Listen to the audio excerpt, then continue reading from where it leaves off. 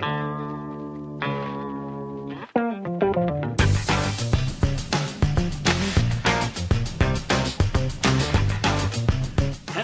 and welcome to the Discerning Nerd. I am your host, Will Allen, and with me as always, Mike Bryson. All right, today we're going to throw some love to some games that we like, but we don't think really get the appreciation they deserve. Yeah, these are those games that not a lot of people played, but at the same time are still fantastic pieces of programming. We are specifically not going to mention Mirror's Edge, Psychonauts, and Beyond Good and Evil, because we all already know about them. Yeah, everybody knows Beyond Good and Evil is good. Everybody already knows that Mirror's Edge is an overrated piece of shit. I wouldn't go that far. I hate Mirror's Edge. I hate it so much. I understand. It's it is a polarizing game. It doesn't even make me motion sick, because that's most people's like, oh, it makes me motion sick. My problem with it is the controls are sloppy, and everyone gives them, they're like, oh, it's innovative, and I was like, that doesn't make it good. Yeah, that's actually a thing. It doesn't, because remember the Kinect. Never forget. I was about to say, the Oculus Rift is innovative, and the first video game ever fully developed for it required you to get a peripheral that could hold your dick so you could fuck a virtual girl. It was in Japan. Yeah, okay. Yeah. Whee! All right, I'm going to open up with one that you people have probably heard of because it's from Clover Studios, and it's not Okami, and it's not Beautiful Joe. It is God Hand. I was going to say, they made other games? They did. They made God Hand. Now, I will admit that the camera in God Hand hates you. It does. It doesn't like you. But they took a page out of the PS1's book, and you have the ability to press a button to immediately about face in case someone's just kicking you in the back. Because what it is it is a classic-style beat-em-up in 3D. Yes. And the camera is abusive. Yes. Especially in the second level when you're inside the building. Yeah, oh god. I will say this though, it does when an enemy creeps up on you, it leaves you it gives you the QTE prompt to like counter them so you don't get cheat to death. So that I will give them, they did think of that. But the camera is unholy. And when you're trying to dodge, it can be a bit of a son of a bitch. Yeah. But once you get that down, I love the combos. I love special moves. Oh my god. Okay. Okay, you get this stuff, you have a roulette wheel, and you get like little items that give you a counter on how many roulette moves you can use, and some roulette moves cost more than others. And they are the most ridiculous things I've ever seen. Like for one of them, one of the strongest ones in the game, you literally just summon all your power Super Saiyan style, and then thrust your hand in front of you, and a giant phantasm hand just kills anything in front of you. It just obliterates anything. My favorite's still always going to be the ball buster. Oh my god, okay. It's just kick him in the dick. Just kick him in the dick. And the best way is like you go up for a real hit and then you turn around. You don't actually kick him. You turn around and you pop your foot up like a virgin in an 80s movie that just got kissed. You know, that ankle just pops up right behind you. And then it's the ding when you thwack him in the cock. And like that is so beautiful because you know that for that sound effect, someone on that production crew went and bought a Glockenspiel. Just for that ding. Also, perfect. It's basically the only way to set up the yes ma'am kablam. Yes! Oh my god. The yes man kablam. You have, like, of course, the whole thing is you have a god hand, and you're super powered because of it, and you have, like, a super mode you can go into where you can just fuck shit up. And in order to do that, you have to fill up a meter. And there's a special, I guess, ability that some moves have that it fills up your meter. And the Yes Man Kablam is this amazing move where you charge back a punch, you thrust forward, and I do mean wildly. Yeah, it's like an 80s movie where the nerd just goes... Yeah, and like your fist quivers if you don't hit anyone. And like you usually don't. Yeah, because it takes so long. But it fills up that meter. And the best part is after you hit the guy, or it's really after you don't hit the guy, the main character looks around with his hands there like, huh? Huh? Like, that was awesome, right? But yeah, if you miss, the imaginary audience just goes, "Aww." It is, and then you hit them, it goes, "Yay!" It is one of the most ridiculous games ever. It has an insane sense of humor. There's literally a level where most of the enemies are poison chihuahuas. And you fight midget evil Power Rangers. Yes, you do. And you fight two large Rio de Janeiro carnival-dressed queens.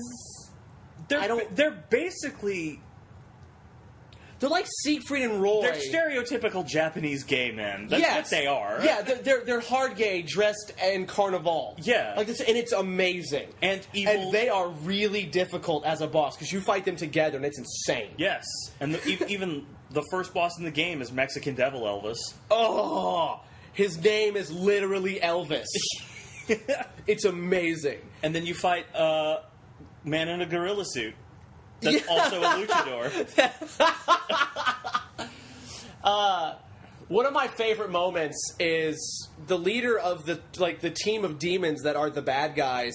At one point, two of the other demons are arguing with each other, and to break up the argument, he slams his hand on the table and just says, "Get your legs off my table!"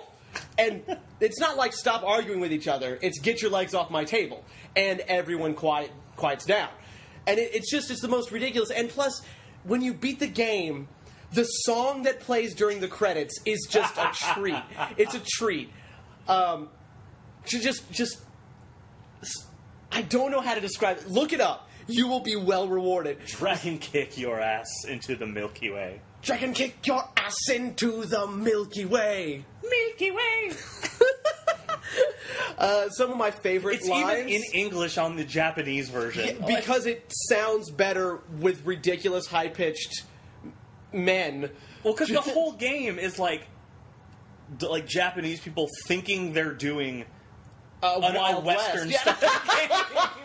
And it's so great, though. I love the game. I love Japanese stereotypes of America because they just think we're all we all own 20 guns and wear a cowboy hat all the time. Right? And it is hard. Yeah. That game is so hard. It's so difficult. And unless you abuse the fact that you can gamble, in a completely separate minigame, you will never be able to afford everything that you're supposed to buy in your upgrades. It's not going to happen. If you don't get lucky on some roulette wheels, or you get really good with the dragon kick, because that's about the only way to win the boss fights after a while. Ooh, dragon kick's so good. Another one of my favorite lyrics from the final song, apocalyptic beatdowns from the God Hand. God Hand!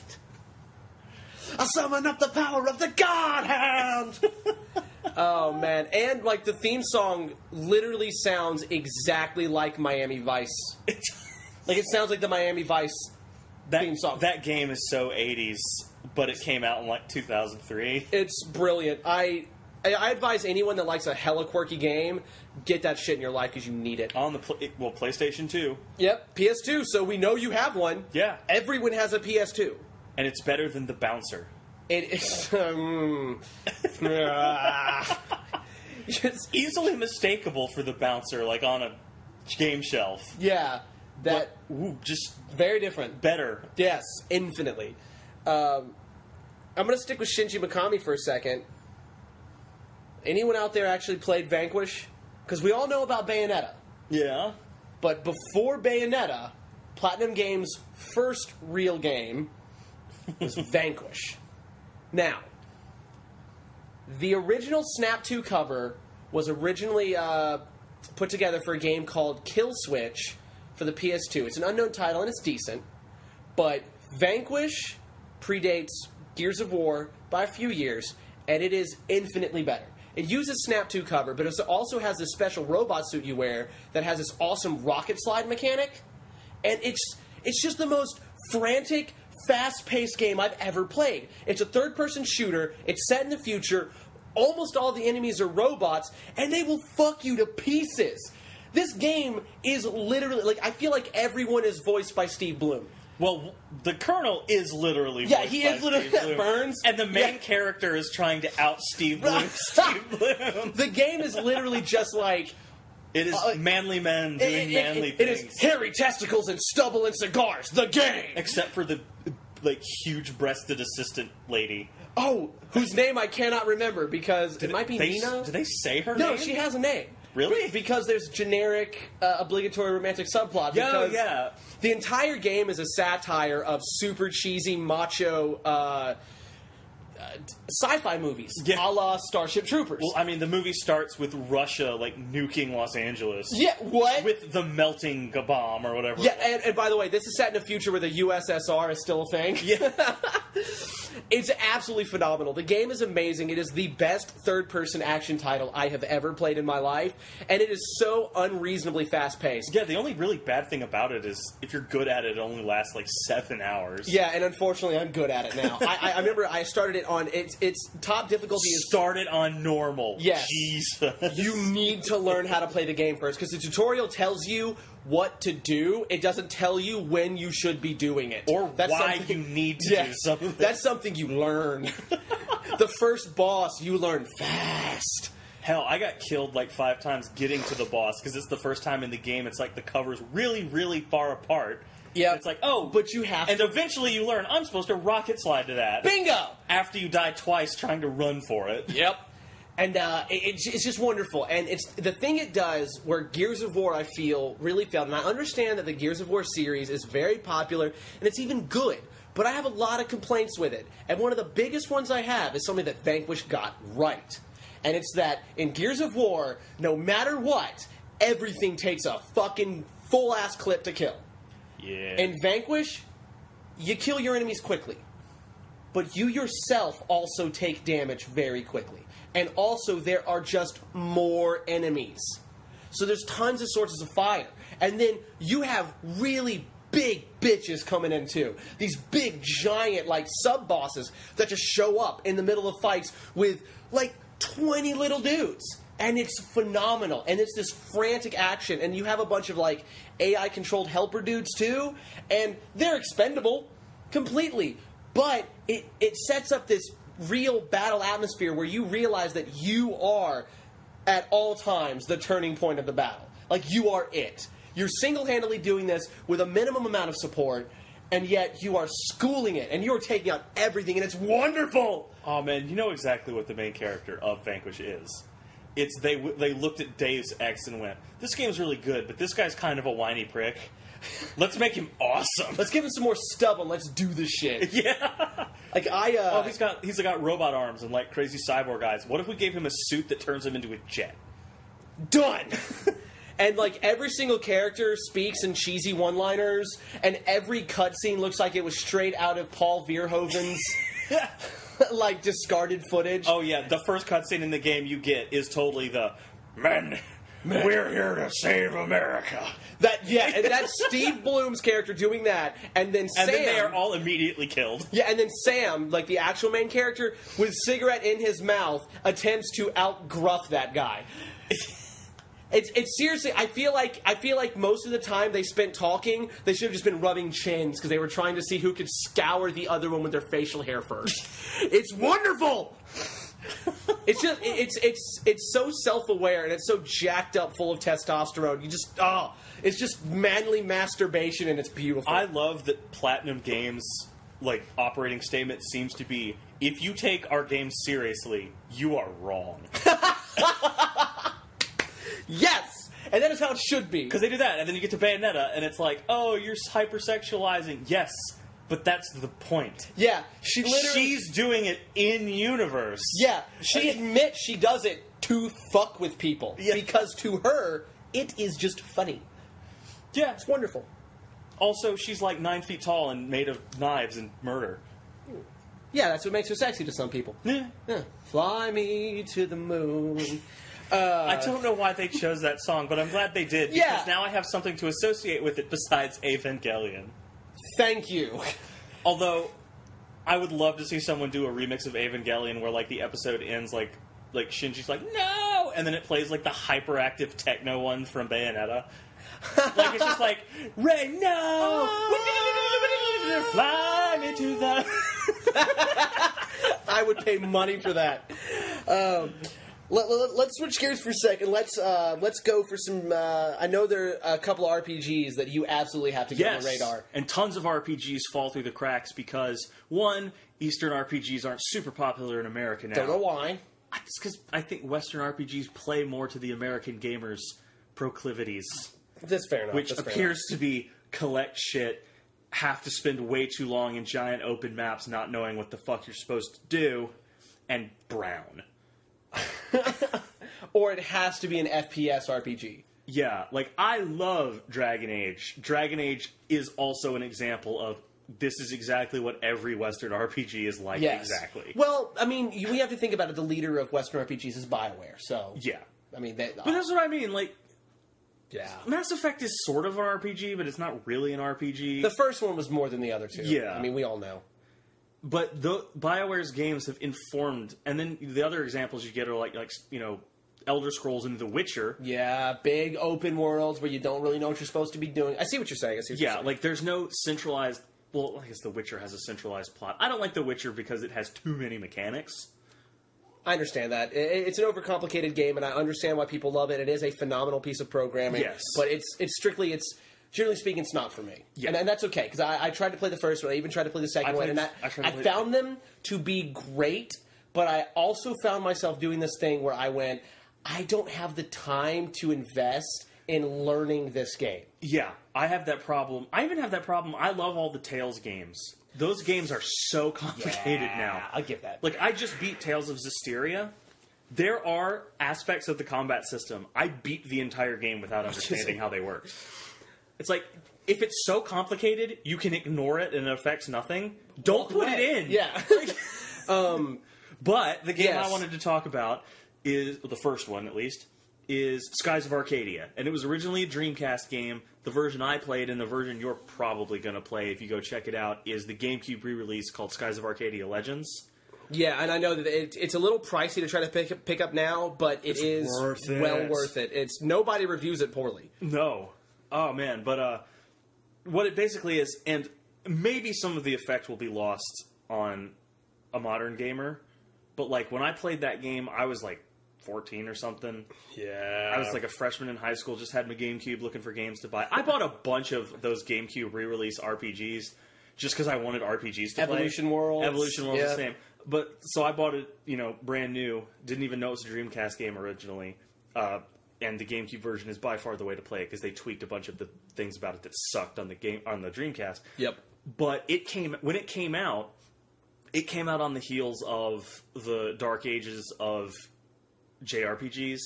And I don't mean Dark Ages in quality, I mean Dark Ages as in Final Fantasy VII turned every JRPG into the grungy steampunk brood. Yeah. And then Skies of Arcadia came out, and you are an air pirate in a bright, cartoony, fun world. Woo! And it has probably the best soundtrack of any game on the GameCube. Really? Nice. It's so good. That's actually a pretty tall order to classic turn-based combat, which I'm sad has basically vanished. Yeah, I know. Bring it back. Final Fantasy 15, I know it's going to be that stupid active battle thing that they showed. I will say, I played the demo, and it plays well, but I do kind of want to see a little more turn-based battle, because I do miss that. I know it's archaic, but... It's fun. I mean, everyone loves retro. I also like being able to, like, okay, I have a big boss battle that I'm in the middle of, but I'm hungry, so I can just put it down and go make a sandwich. Because it's my turn. Or either that or you just cast Knights of the Round and then mimed it twice. Yeah. No, I did that once. I W-summoned, and then I mimed, so I cast it 6 times straight. I just went and made lunch. And I had enough time to make lunch. I came back, it was still my turn. Yes. But Skies of Arcadia, I think, is what makes it so great, is if you just read a synopsis of the plot, it sounds like the most generic nonsense ever, because it is literally collect magic rocks to save the world. You mean Final Fantasy, like, 1 through 6? Yes. It's the world is in danger from an invading force. Go collect the crystals. At least the villain's name isn't X-Death. No. Gul. It's Galcian. And then you mean Golbez? And then when you beat Galcian, his minion Ramirez takes over. But it's so great. All the characters are memorable, which is impressive for an RPG that has more than 3 combat characters. That actually is really nice. It's got 6. They're all memorable. They're all useful, which is also extra great.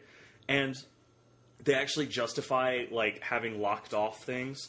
And it's literally, you fly a ship. There's no Earth. Everything's little floating islands or you're on your sky plane. Or sky ship. There's a big fuck-ass hurricane. You can't go through it. That's why you can't go to the other side of the world initially. Is your boat will just be torn apart. See, that actually, that works. That's plot railroading with a reason. Yeah, and eventually in the game, you get a thing that lets you fly over it. So, boom. Huzzah! And it also, it's one of my favorite, like, cheesy things is the ethnic country. Like... They have to have one. It's an RPG. No. It has to have one. I get it. Because, like, you start in generic, like, Eastern or generic Western, like, England-style pirate land. Of course. And then you go to Arabia land. Oh, God. And then you go to South America land. And then you go to the evil country, which is basically if Spain was underground. Mole Spain? Like, what? The whole country's in this giant rock.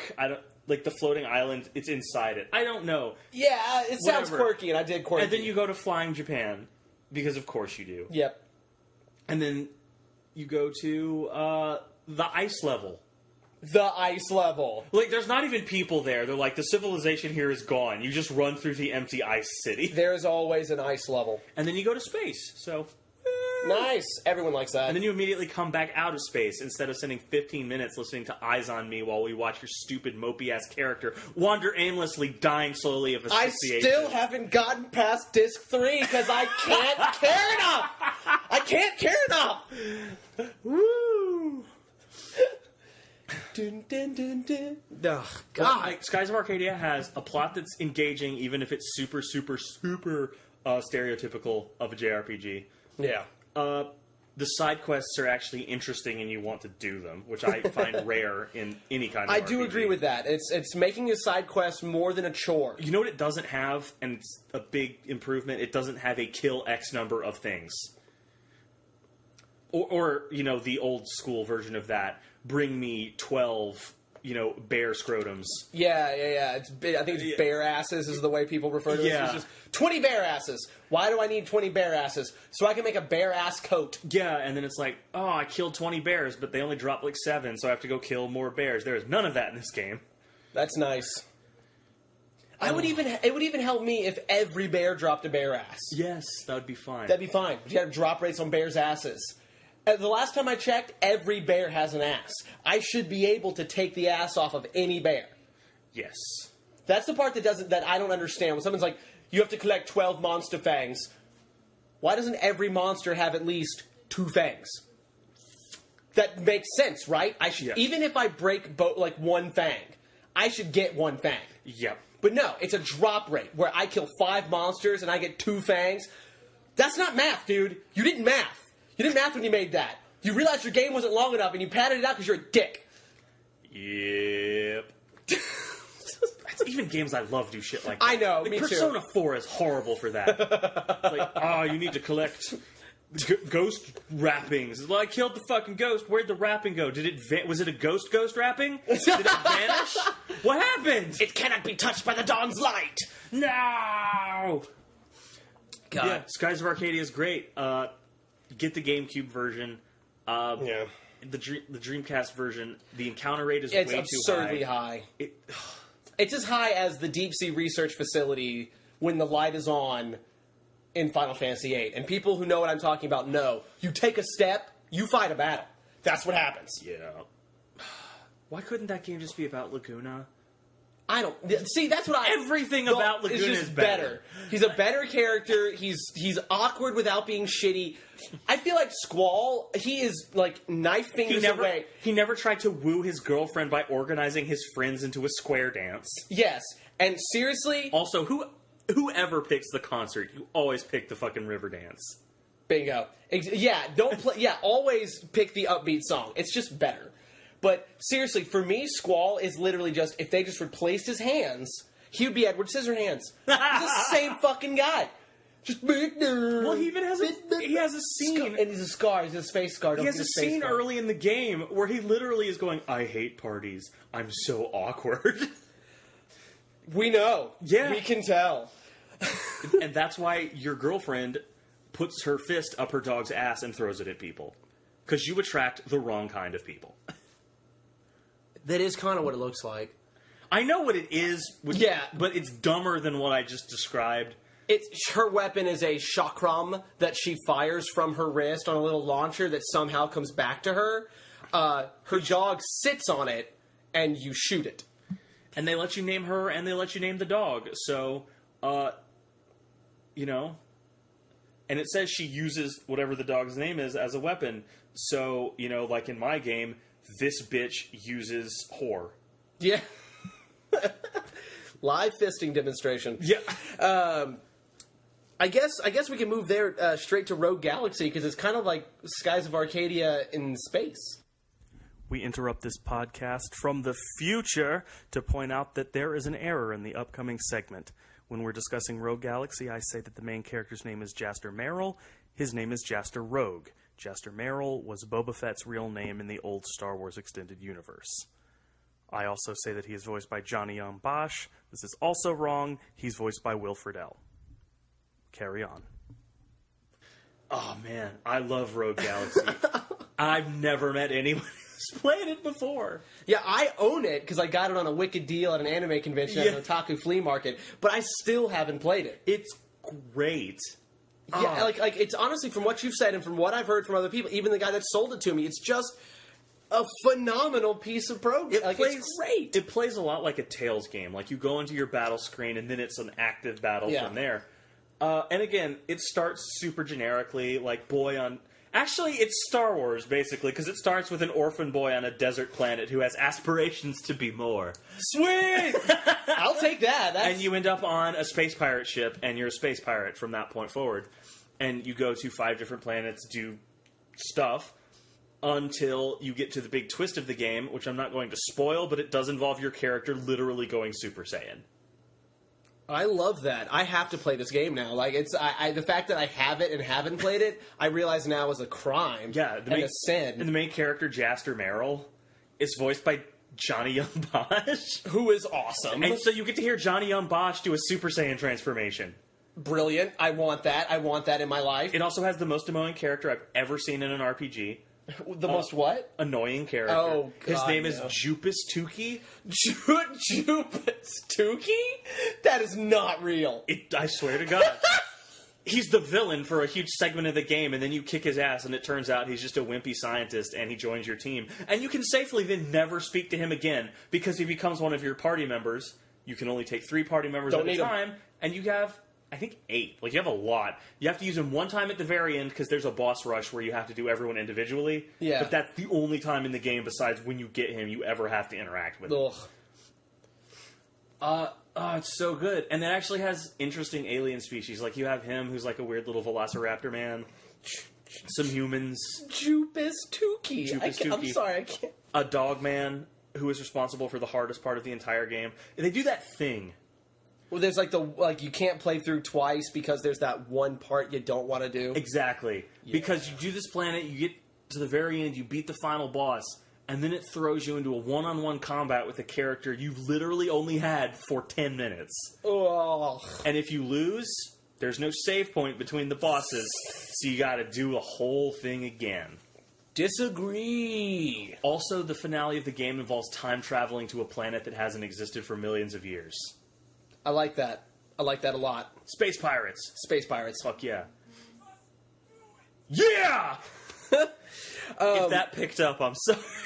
I actually... I think that segues beautifully into a game that both of us have played and that I adore. And I finished it. I played it all the way through and it was beautiful. I loved it. It's Lost Odyssey. It's another RPG. It's a JRPG. Why is there not a freaking... I would buy an Xbox One if they did a re-release of Lost Odyssey. Because you know what would make that game better is not having to switch discs.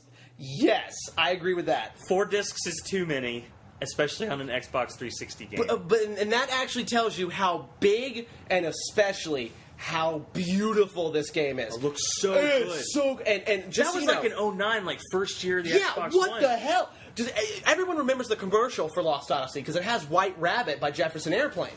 It's a phenomenal commercial, and it's an amazing game. It was created by Final Fantasy creator Hironobu Sakaguchi, but it wasn't a Final Fantasy title. It does play a lot like a Final Fantasy game, but with some changes to the battle system that make you invest a little bit more and that makes the magic a little more balanced. For instance, more powerful spells take more MP, but also take longer to cast, and everything's set up as cast times. Like if you have a cast time of, I guess, H on a spell, it might take 2 turns for it to cast, and it's wonderful, honestly. And then you have like your physical hitters in the front, and as they take damage, it makes your back row, who normally take way less damage, take more damage because you have something called guard condition that is reliant on your front runners not taking damage. It's phenomenal. It's a turn-based system that requires tactical thinking, which is rare and fun. And it's one of 2 games that I love the battle system, and it infuriated it never got used again. That one, Final Fantasy X.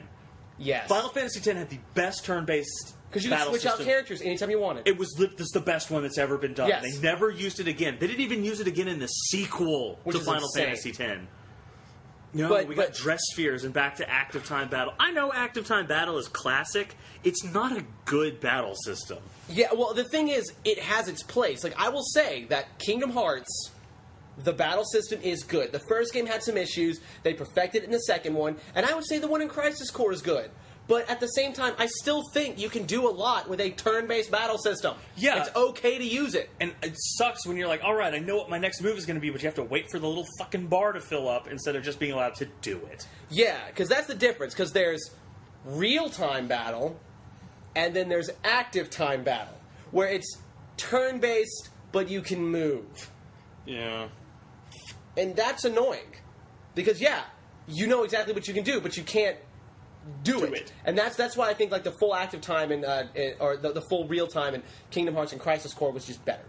But I mean, Lost Odyssey, so good. The storyline of that game, they hired like an award-winning Japanese novelist to write and it is the characters, the story. The translation can get a little hokey if you play it in English. Also, the main character may be the most generic-looking protagonist. Yeah. He looks like everyone if they had a kid with Joseph Gordon-Levitt. He can look like any human being plus a little bit of Joseph Gordon-Levitt. I was going to say he just looks like every Chinese film protagonist if they had long hair. Yeah. But he is amazing, and every character, like, you have characters that are mortals, and you have characters that are immortals. And, honestly, every character has a great backstory, has a very rich personality. Every character is interesting. Every character is useful. Yeah. It's phenomenal. The game itself by is the just time brilliant. you hit Disc 4, you don't want the non-immortals in your party anymore, because the immortals basically have everything the non-immortals can do, and then this whole other column of way better shit that only the immortals can do. Yeah, and the villain, from the moment he steps on screen, you just want to fucking choke him. He's such a dickhead. All he has ever done is just be a cock. And it's great. And then, like, he gets whole segments where you play as him just to prove that he's a shithead. Yeah. Well, yeah, before the prince joins your party. Yeah, every prince segment is only there to go, man, your advisor's a cock. Yeah. His name is Gongora. Sorry, like, I guarantee you, for anybody... You can tell. The second he appears on camera, you're just like, that's the fucking bad guy. Like, you know it, because he looks like it, he talks like it, he's clearly the bad guy. They play it up like it's going to be the prince, and then you actually see the prince and Gongora, and no, it's him. Yeah, it's that fucking guy. The butler did it. It's yeah. So, seriously, if you're a fan of a classic JRPG, I will say this one has a steep learning curve, but it is super worth it. Put in the time. This game will rock your fucking face off. It's so good. Hell yeah. So good. We're going to switch gears again because we do that a lot. We're going to go to a more arcade feel right quick. Now, back in the day, my associate and I did a lot of improv shows at a lot of anime conventions. A lot. A lot. And at a lot of those anime conventions, namely, I'm going to name drop this, Animazement in Raleigh, North Carolina, they had a Neo Geo machine. Yeah. And I discovered a game that has become, like, almost like a secondary mascot for us. We were obsessed with it. Obsessed. It's the only game we played the entire time we were there. For, like, most of the weekends we went We would stand up and go play Taiko Drum Master, and then we'd go back. Yeah. We would play Windjammers. Windjammers! It's like, okay. It's Frisbee tennis. It's Frisbee tennis, yeah. It's almost like think of Pong, because it's from, like, a top-down perspective, but it's Frisbee. And you're trying to get it in the goal behind the person, so it's like Frisbee hockey tennis, and at the same time, if it just lands, you get at least a point if they don't catch it, and if you do something special, like basically if you hit the throw button right when you're about to catch it, you'll pop it in the air, then you can wait under it and catch it, and you charge up a super move! Yes. Which are themed to the ethnicities of the characters. Yes, it's amazing. This game is one of the best head-to-head experiences ever. Like, the computer is a cheating bastard. The computer is better than you. Don't even try. But playing against other people is the most insanely rewarding experience. It's so much fucking fun. I just love that it's one of the only games besides Street Fighter 2 that had, this character is from this country, and that's the entire personality that character possesses. It's like, this guy's German. He's big and angry. Yeah, he is a German man. And the American is like this hulking mountain of black muscles. He is enormous. The fastest character in the game is the little Japanese girl. Yes, it is. Personally, I like to use the German guy. I don't know why, but I'm just fucking killer with that dude. Also, his name is like Hans Strudel or something. Yeah, it's ridiculous. Yeah, like the Italian guy is Biaggi. Like, it's super stereotypical, but luckily they don't do a lot of talking, so you can't get too offended by it, hopefully. I'm kind of sad that the Neo Geo was literally something impossible for me to own when it came out. Yeah. Well, like the Neo Geo Pocket? Yeah. Yeah, well, the Neo Geo was an entire, like, arcade system that they made tons of games on. And Windjammers is by far, in my opinion, the most fun you can possibly have on a Neo Geo machine. It's one of the only 1v1 arcade games I've ever played where losing over and over doesn't get you really pissed off. Yeah, you don't even care. The game is so unreasonably fun. And it once again, it has a steep learning curve, but once you get the hang of it, you can hold your own. And it's so worth it. Put in the time with somebody that'll teach you. That game is brilliant. Like, the next year, after I first found it, none of the same people went that went the last year except for me, and I showed every single one of them Windjammers. Yes. My wife is like the only person I know that could actually beat me at that game. The only thing I've ever done in an anime convention game room that was more fun than that was when me and our friend Thomas took over one of the Xbox 360s and played Naruto Ultimate Ninja Storm 2 for like 6 hours. Oh, it unlocked like everyone? Because they had none of the characters unlocked, so we were just playing story mode to get the characters. Because we sat down, and our goal was basically, we want Killer Bee. And he's the secret story mode. So we had to beat like 5 other story modes just to get Killer Bee's story mode. But Killer Bee! And it has the dance of shame. Every character you beat gets a rap about how they suck and they have to do a dance in the background. What? It's great! That's amazing! Well, we're talking about games that are 2D and that people didn't play enough. I don't know if anybody will agree with me that this is like a hidden gem, but damn it, I have met very few people that know about this game. We're talking about Gunstar Heroes. Sega Genesis. Okay, if anyone thinks Contra is the king of the run and gun, you have not played Gunstar Heroes. Or Metal Slug. But Gunstar Heroes is from that amazing video game company Treasure. The same guys that made Dynamite Headdy, Ristar, Alien Soldier, and several other games you've also never heard of. They're so obscure, he's never even heard of them. I have. But I gotta tell you, I can be a bit of a hipster when it comes to obscure games, but people, if you love the action run and gun, you have got to play Gunstar Heroes. There is not a finer fucking game released on the Genesis, period. It is chief. I'm telling you, it's the king. It's the best. And with a little creative re-lyricing, it has a theme song written by a Sonic team. Boom. Gunstar Heroes! Stop. You just, gave me cancer. I tried to beat Sonic Heroes, and I did. I played through it, and I got all the emeralds. And it hurt my heart. It has the problem every single one of those 3D Sonic games has. The Sonic sections are fun as shit. All the rest of it's not. Yeah. But, Gunstar Heroes is literally... I mean, I can't even explain to you... I don't have to tell you what the game's about, because it doesn't fucking matter. It involves aliens. It's super fast-paced. It has an enemy-seeking... It's insanely difficult. Enemy-seeking laser weapon. Yes. So if you're playing with someone who's not good at them, like me, you just give them the purple weapon, and No, it's the green one. It's the green one? Yeah, it's the green one. The purple one's from Raiden. That's it, yeah. Yeah, which... Love those games. Yeah. I fucking love those games. I'm one of the only people on the planet that has a copy of Raiden 3 for the PS2. You try looking for that shit in your collection. It's there. Yeah, I prove my fucking chops. But no, Gunstar Heroes, this is a game that I owned on the Genesis. I bought it on the Wii Virtual Console. I bought it on an Xbox Live Arcade. I downloaded it for an emulator. I put it on my PSP. I played it every time I was at an anime convention.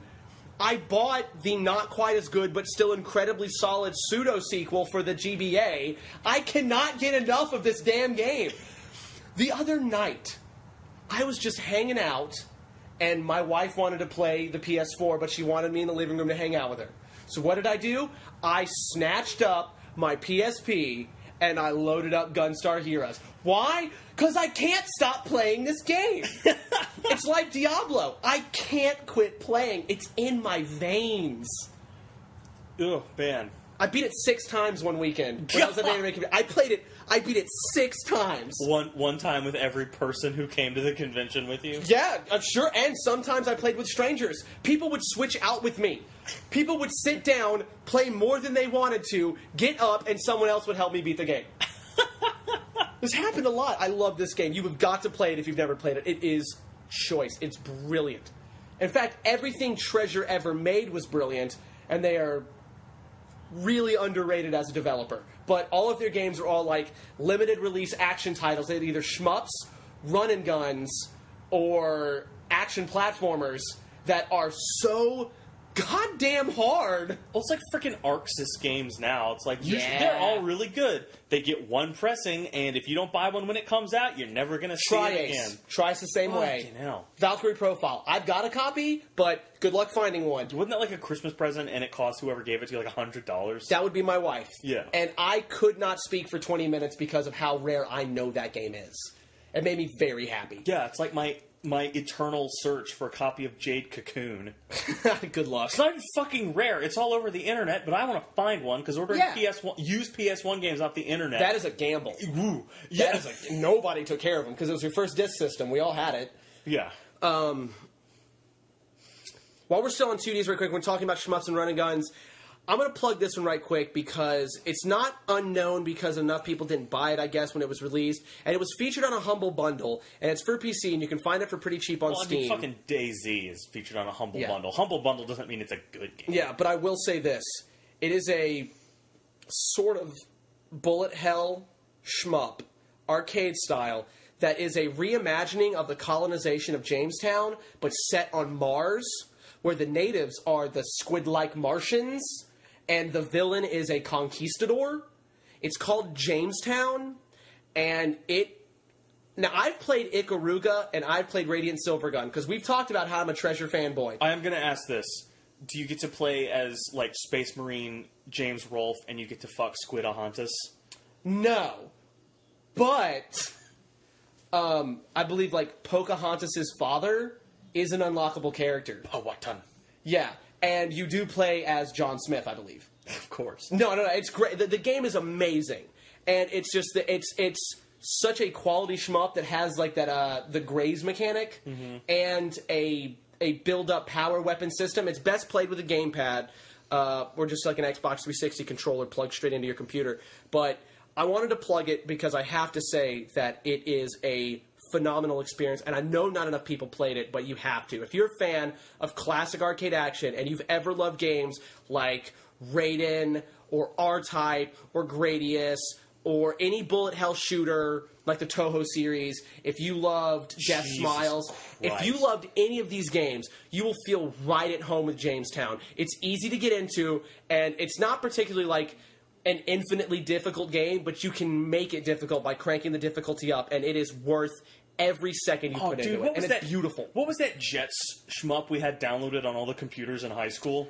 Oh. Where if you played as the Japanese plane, you fired laser shurikens?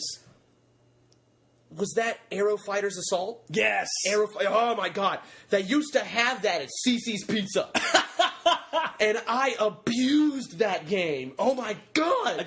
Every single computer in our high school had that game on it because I was part of the team that set up the computer lab, and I made sure that they all had it. Oh yeah, well all you needed was because it was only released on home console on the SNES, so all you needed was an SNES emulator. Yeah. And for a game like that, setting it up where it really only has 2 buttons, auto fire and bomb, arrow keys and 2 keys totally works for that. Like no sweat. Man, that was a good game, too. Yeah. Aero Fighters Assault. I'm pretty sure that's the name of it. You need that in your life, too. I love that game. But Jamestown... It had racist planes. Go find it. It had racist planes. Which one was the robot? That might have been the Japanese one. No, it was because every other plane shot, like, bullets and missiles and shit. The Japanese plane shot laser shuriken, which you could upgrade to laser kunai. Yep, which is, utterly ridiculous. But it's amazing. And the pilot was a robot.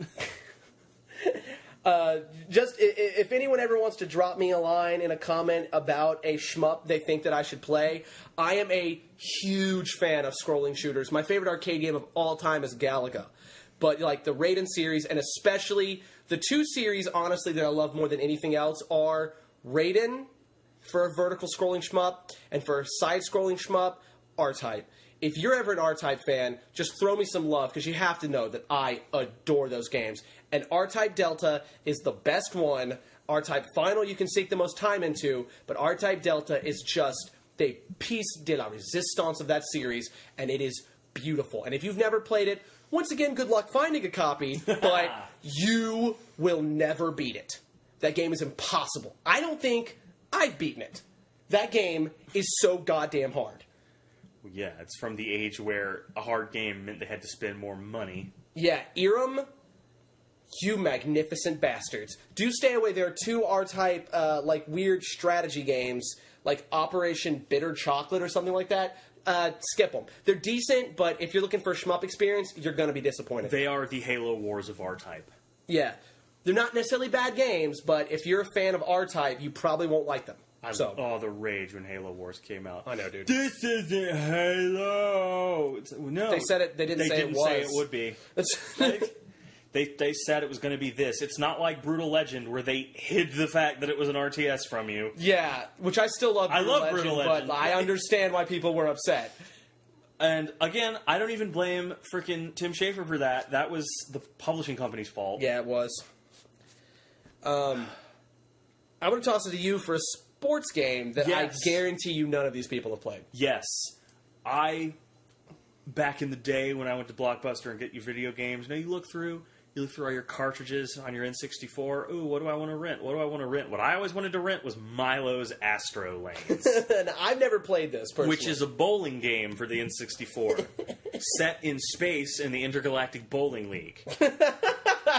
Yes! You do your bowling tournaments and whatnot. What I always loved about this game is it's not straight bowling. Like, you had lanes where it, curved and you had to steer your ball around stuff a little bit. This is so awesome. And you had power-ups. Like, you could throw a turbo ball where the ball would rocket forward, which was a shit power-up because it means even if you got a strike, it would leave the 7-10 split because the ball was going too fast. Or you could make the ball gigantic, so it hit all the pins when it rolled past them. Or you could do this thing with magnets. It was awesome. Or, when it was your opponent's turns, you could throw sabotages at them. Like, one of them just blows their fucking ball up. It's just that's it. Like, what do you do then? Yeah. It sounds to me it's like the golf minigame on Monkey Ball. Oh, yeah, very similar. It was like Mario Kart for bowling. That's so awesome. It was great. And I have a copy of it. It is literally the only copy of the game I've ever seen, except the one that came from that Blockbuster that I used to rent all the time. I thought for several years that I had invented it in my mind. Have you ever done that? Like, you played a game that's so obscure, you think it's not real? Vid Ribbon. Okay, like I said, I get a... Is this a shmup? No, it's not. It's a rhythm game. Oh, God. That literally, it's for the PS1 where the graphics are just black with a white outline that shapes up into a bunny, and then you have different hazards, and the different face buttons dodge the different hazards. And the interesting thing about that was, much like Ridge Racer, and this was really early, and this is one of the first rhythm games I can think of that was on a home console. Vid Ribbon! Shut up. You could pop out the disc and continue to play the game, and it came with like 4 tracks preloaded, but you could put in your own CDs, and it would create a stage for your own music. Nice. Yeah, that's unheard of. This is PS1. Like, this is first generation PS1. Or it's like, remember that arcade cabinet that no one believed me existed, where you had to swipe over and under with your hands? I hate that fucking game. What the hell is that called? I don't care, and I don't like it. Nobody believed me that it was real until we found one at an anime convention. Yeah, no, it's totally, and it's... I hate that game. You gotta sig all the Hiles to play that game. Shut! And then we go play Taiko Drum Masters. Yeah, and we're better at that. Yes, much better. But more about Milo's Asterlands, because I want these people to know about this game, because it's beautiful. Oh, man, I don't know if you can even get a copy, but try, or emulate it, honestly. Yeah. But it's not like Nintendo's making money off of this game anymore. Yeah. It's like 20 years old. But remember, disclaimer, if you're going to use a ROM on an emulator, make sure you own a physical copy of the game. That makes it legal, and that's true. Advice from us: if you own physical media, you can download it as much as you want, because technically and legally, you're not stealing it. Boom. All right. I can download the Persona 4 soundtrack as many times as I want, because I bought the version of Persona 4 that came with it, but my laptop doesn't have a disk drive. Yeah, that's actually that's why if your internet service provider keeps sending you those emails saying to stop pirating things. It could be that they just don't know you own a copy, and you can clear that up pretty quickly. Yeah. They don't even usually ask. Just say, I own it, and I needed to replace it. Like, I had to do that. I wanted a digital copy. I had to do that with the disc because I don't have a DVD burner drive. For Smash Mouth's album, what's it called? AstroTurf? Astro Lounge. Yeah, Mine has a big-ass scratch on it, and the second half of the disc doesn't play. So I downloaded it. Yeah, you're just admitting that you own a Smash Mouth CD. I bought it when I was 12. Yeah. Fuck off. That's really bad because I bought Tub Thumping by Chumbawamba. So did I, because we bought it on the same day. We bought that when we were adults. We knew better. Like, we were over 18. We knew what we were doing. Dude, I own 4 Smash Mouth CDs. Because I have Smash Fu Yang, because everyone had that one. I have Astro Lounge, because everyone had that one. Well, that one has Walking on the Sun. That's the one you... Smash Fu Yang has Walking on the Sun.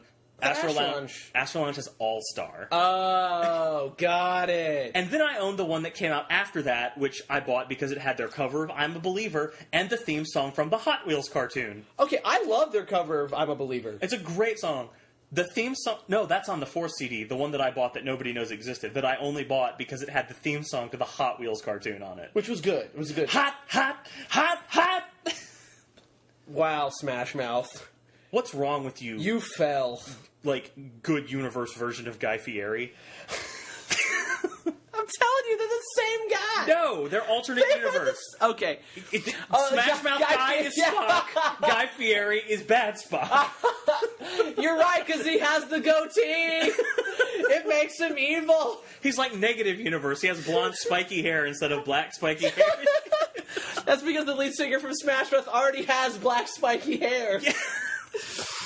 The last game I want to talk about is one that people knew about, but nobody seemed to play, and I'll preface it by saying... Let's be fair. That describes every game Suda51 has ever played. Because I played Killer 7, and people know about Killer 7 and No More Heroes and No More Heroes 2. Those got enough exposure. Mm-hmm. What didn't was his collaboration with Shinji Mikami, which we know from my love of Bayonetta, Vanquishing God Hand, Okami, and Beautiful Joe, that I fucking love the guy. I fucking love the guy. Right? No love for the Wonderful 101?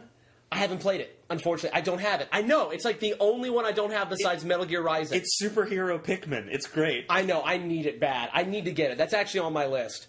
Yeah, I picked up the Nathan Drake collection before I picked up the Wonderful 101. That's fair. The Wonderful 101 is a lot harder to find. Fair enough. But it's a game they collaborated on called Shadows of the Damned. Now, This game has, I'm going to say, personality. Because this game is fucking weird. Suda 51. It's a weird game. It's so strange. But it just... Well, remember the game he made right after Shadows of the Damned? It was Lollipop Chainsaw. Yeah. But, I mean, Shinji Mikami adds in. Like, you can tell. And he does. And, you know, Shinji Mikami also created Resident Evil and Devil May Cry. The man is a god. We should always be praying to the statue of Shinji Mikami. In my opinion, he's done more for gaming than Kojima ever did. Now... No, that's fair. I love Kojima too, but Shinji Mikami is my hero. I love Kojima when he's got people watching him. Yeah. Because like Metal Gear Solid and Metal Gear Solid 2 are really good. Metal Gear Solid 3 is basically a masterpiece. 4 and 5 are kind of, okay, what happened to the two people who were standing behind you going, no, Hideo. Like, don't do that. Yeah, that's a problem. Like that chick that breathes through her skin, and that's why she can't wear clothes. Just say she likes to be naked. I would have accepted. It's like, why aren't you wearing a shirt on this op? I don't like wearing shirts. Okay. Yeah. Because the thing is, when people bitch that you have a scantily clad female, you can either own it and go, I put a scantily clad female in my game because I like a scantily clad female, or you can bitch out like Vaden and go, nah, she breathes through her skin, that's why she dresses like she does. Well... That's contrived, it's silly, it's ridiculous, it doesn't add to the character at all, it doesn't add to the story at all. You just wanted a scantily clad female. Admit it, it's happened for decades! And especially, don't do all of that justifying if you're gonna stuff that character into the fucking fridge halfway through the game. Yeah, dicks. But Shadows of the Damned, the main character is named Garcia Hotspur. Exactly. And he has...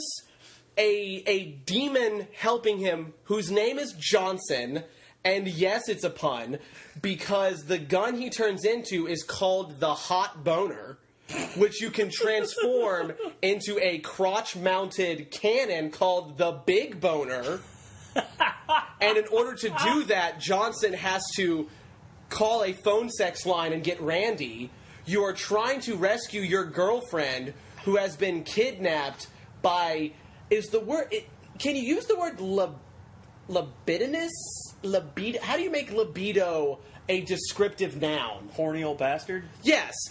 King of Demons, whose name I can't remember. It's something like Ferguson. You realize if you take out the dick jokes, you are just describing the plot to the Super Mario Brothers. Exactly. No, it really is like Super Mario Brothers set in hell with guns against demons instead of turtles. And instead of Bowser, I'm pretty sure his name is Ferguson. Like, I'm almost positive. And he has a bazooka. Does he have a big hat? No, but he has a huge head. Oh. But a lot of eyes. Is he voiced by Burt Reynolds? No. Turd Ferguson. It's a funny name. It's funny because it's bigger than a regular hat. Bigger than regular. But no, like, this game just, it's one of those that's just... It oozes personality and quirk, and like one of the bosses that's set up, like she has like an entire arc devoted to her character, and you fight her as like a side-scrolling shmup minigame, and the side-scrolling shmup, the graphics, because they do a few of these segments as a side-scrolling shmup, the graphics are like paper cutout. It's amazing! It's amazing! And the game, like... Every turn the game takes... I didn't buy this game so many times. I may need to go find it. It literally... The thing is, at the end of the day, the actual gameplay is kind of generic. But I can tell you that you won't give a shit, because that's not why you're playing it. You're playing it because it's utterly ridiculous. At every turn, it throws something else at you, and any bit of sexual innuendo is so heavy-handed that the parody is clearly intentional. The main character's name is Garcia Hotspur. That's straight out of a Tarantino flick. It's brilliant. It's literally if Tarantino and... I would say if Tarantino, Guillermo del Toro, and the Mario Brothers all had some strange... Like, if those were the guys who were caring for a child in 3 Men and a Baby... The baby would have been Garcia fucking Hotspur.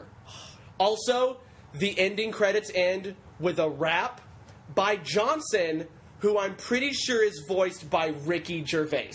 If it's not Ricky Gervais, it's someone doing a damn good Ricky Gervais impression.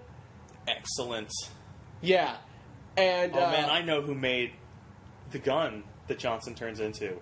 His intergalactic scientist, Jupus Tukey. Ah! Shut the fuck up with Jupus Tukey! God, the best thing about Jupus Tukey is I know who his voice actor is. I don't know his name, but you'll know him very well from, like, 4Kids dubs. Because he's the guy who does that one voice. Who is it? Is it... Like... It's just that guy. It's that guy. I really can't remember his name. Fleming! The bad guy's name is Fleming. How unintimidating is that name? I remember that because my favorite line in the rap that this incredibly British guy does at the very end is, Fleming had an itch. Scratch it with a bitch. Like, that's a line! It's amazing! Buy that game. They need your money. Oh, yes. Well, I think that's a great idea! That's what Jupus Tukey sounds like. It's higher pitched than that, but my voice won't do it. Like, he's the guy in the 4Kids dub who's always, like, a background character, and the character always gets, like, shot or tripped or something, and he always goes, Roar!